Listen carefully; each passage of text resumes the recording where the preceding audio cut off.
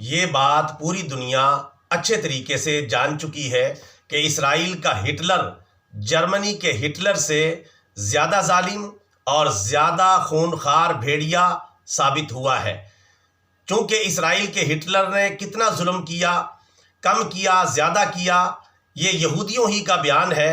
کم بھی ہو سکتا ہے، زیادہ بھی ہو سکتا ہے، لیکن اسرائیلی وزیر اعظم جو اس وقت جرمنی کے ہٹلر سے بھی بڑا ظالم بن چکا ہے، اس کا کردار تو پوری دنیا کا میڈیا دکھا رہا ہے اور پوری دنیا کے سامنے آ چکا ہے۔ اس وقت تک وہ غزہ کے مظلوم مسلمانوں میں سے 21,000 مسلمانوں کو شہید کر چکا ہے، 60,000 کے قریب مسلمانوں کو زخمی کر چکا ہے۔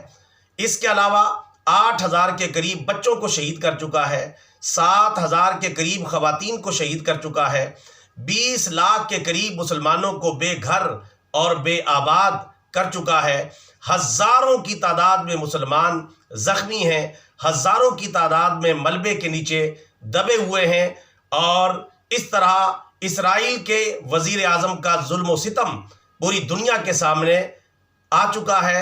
اور یہ بات پوری طرح ثابت ہو چکی ہے کہ اسرائیل کا وزیر اعظم اپنے ہٹلر ہونے میں جرمنی کے ہٹلر سے زیادہ بڑا ظالم اور زیادہ بڑا خونخوار ہے۔